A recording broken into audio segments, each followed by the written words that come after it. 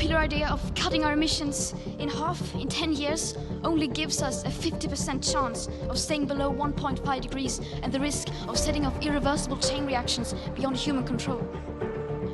50% may be acceptable to you. We are not looking for how to destroy your industry. We are only giving you suggestions how to transform your industry so that you could be serving in a larger way than the way you're serving right now. How dare you pretend that this can be solved with just business as usual and some technical solutions? One big mistake that's happened in the world is all these environmentalists are always fighting somebody. These fighting people, nobody wants to be a part of it because they are fighting against the economy. If ecology and economy fights, economy will win hands down.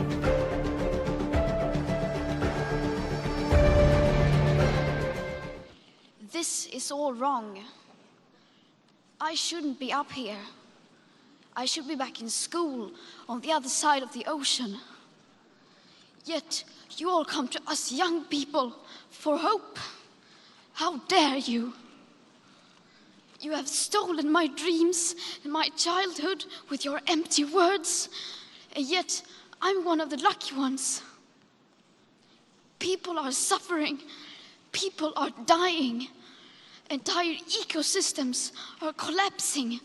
We are in the beginning of a mass extinction, and all you can talk about is money and fairy tales of eternal economic growth. How dare you?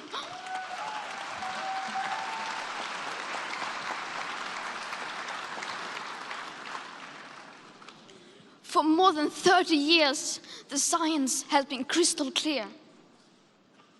How dare you continue to look away and come here saying that you're doing enough when the politics and solutions needed are still nowhere in sight?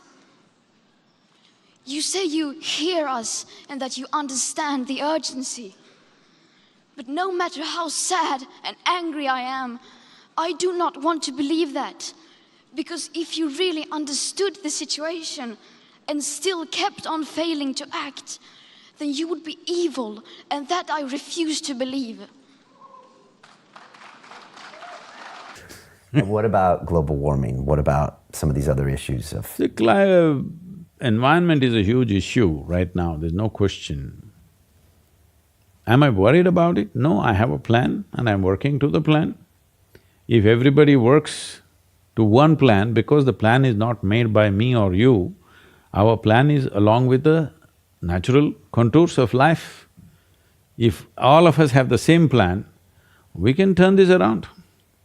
But if you don't do that in the next 15 years' time, if you start now and next 15 years actively across the world, if we do certain simple things to correct, in another 25 to 40 years, there'll be a significant turnaround.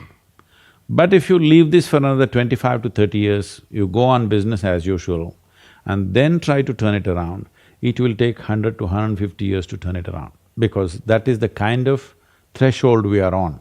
If we cross that, then turning it around becomes a much bigger challenge than the way it is right now. This is a good time to turn it around. Are we gonna make it? Are we gonna turn it around? You're asking for a prediction, I'm telling you I have a plan. Are you committed to the plan? That's a question. Isn't it? Prediction means what? That means we don't have a plan. And how do we get people to do this? Is it about education? Is it about people spending time without the chemicals, spending time with themselves? Is this why you wrote the book, Inner Engineering? See, all those things have to be done, but they are not the solution. There are incremental changes. The important thing that needs to happen in the world is policy changes need to happen in the government level on a global scale. This is what we have achieved in India. For the rivers of India, I did this rally for rivers, which got a phenomenal support from the people. 162 million people participated, this has been the largest movement ever.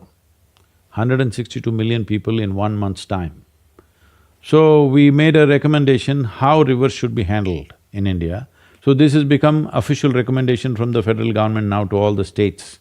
So once the policy change happens, budgets will come and everything, the government machinery will start moving in that direction. Well, we've been doing a lot of work, we've changed a few things, many other organizations are doing this, but this is not real solution.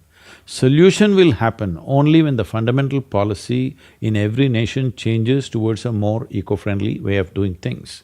One big mistake that's happened in the world is all these environmentalists are always fighting somebody. These fighting people, nobody wants to be a part of it because they are fighting against the economy. If ecology and economy fights, economy will win hands down. So, one fundamental change that I brought about in Indian mindset is, I said I'm going to marry, I'm going to officiate the marriage of ecology and economy. If our economy is not conducted in an ecologically sensitive way, if you say ecology or economy, well, only economy will happen, ecology will go, totally get destroyed. We will only turn around when some great disaster happens to us. You don't have to wait till then. So it's important that I involved the corporate sector in India and made them understand we are not looking for how to destroy your industry. We are only giving you suggestions how to transform your industry so that you could be serving in a larger way than the way you're serving right now. So this is important. For this, policy change is needed, hand-holding is needed, and turning around is needed, rather than going against somebody.